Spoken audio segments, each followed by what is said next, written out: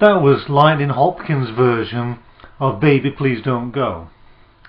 I'm Jim Bruce, and this is the second in a series of 5 videos in which we look at the styles, the picking styles of 5 great bluesmen. That was a tune that Lightning Hopkins used in the key of E, and it's a key that Hopkins favoured, although he could play in many keys, of course. He was a master bluesman. But the key of E gave him the facility to use that low bass E to great advantage to create a very bluesy Texas feel. In addition, Lightning would often tune down his guitar 1 or 2 steps because he had a low voice, and it also made the guitar easy to handle as far as bending the strings around was concerned. He used a plastic thumb pick of this style, which meant that he could really hit the strings and let it ring. And also he would use this thumb pick to great advantage all across the fretboard, all along the board. He could play it down here to make it a hard, sharp sound, or he could play it up the fretboard to make it sweet.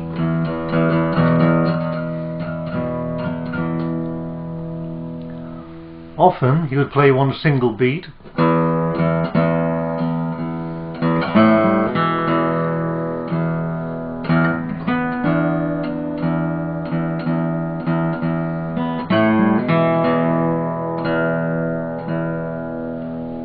but he would double this beat and he would turn it into what he called a heartbeat.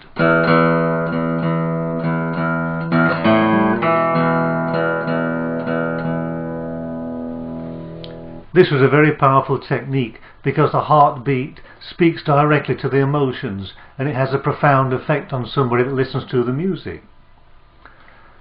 I'm not going to use a thumb pick today because I'll find that it unbalances my fingers if I use a thumb pick and no finger pick. I like to use either finger picks on both thumb and finger, or just bare fingers and thumb. But I believe that Hopkins played with a plastic thumb pick and a bare finger. He also played with just one finger, and it was very nimble, of course, and it moved around.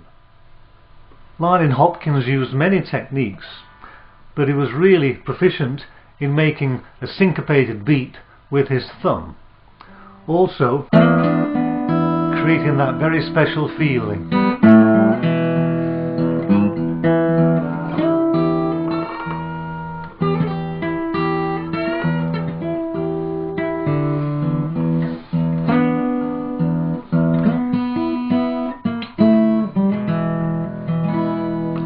Which is exactly what we're trying to do. We're not trying to be the most slickest guitarist or the fastest or the one with the greatest technique. We're trying to provide that old authentic feeling so you can close your eyes and you're actually there in the blues. It's part of you, and you show people that part of this wonderful style of music. In this particular song we use the E chord, we use an A7 chord and a B7 chord. Now the B7 chord may be played in 2 variations depending on which bass note we hold down. In the first one we're going to hold down the A string on the 2nd fret, but we may push that finger over onto the bass E 2nd fret.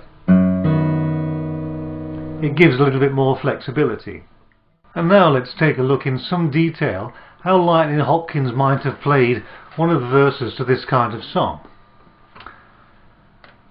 First of all, you'll see my right hand in close-up, and I'll show the tablature below in this way. And after this, if you need it, you can watch my left hand as I show the tablature again, and the chord will appear in the corner of the screen as well. Let's go.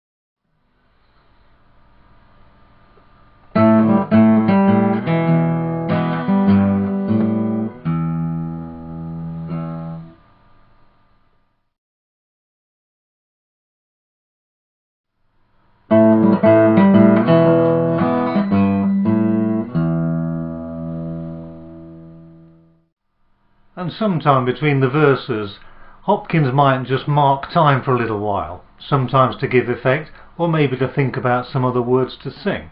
He'd do something like this. He'd strum, half pick, half strum, and he'd sort of move up and down the fretboard to give it a nice rhythmic effect, and also to change the tone of the guitar.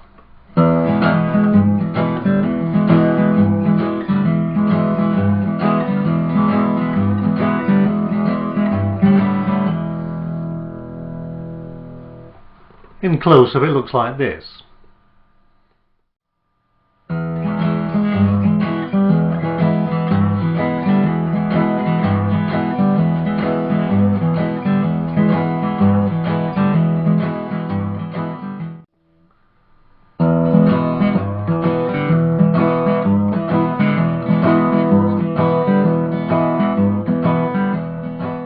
At some point in the song he might introduce a kind of a simple instrumental break.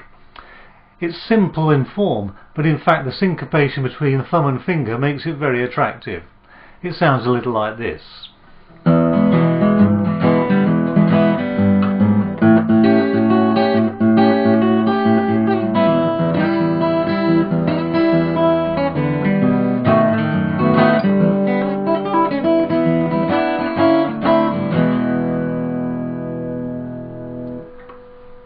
Let's take a look at that again in slow motion on my right hand and then later on my second hand. If you don't really need to look at the second hand, my left hand, if you're well enough advanced, then by all means just look at the right hand and fast forward through the rest of the video for the left hand.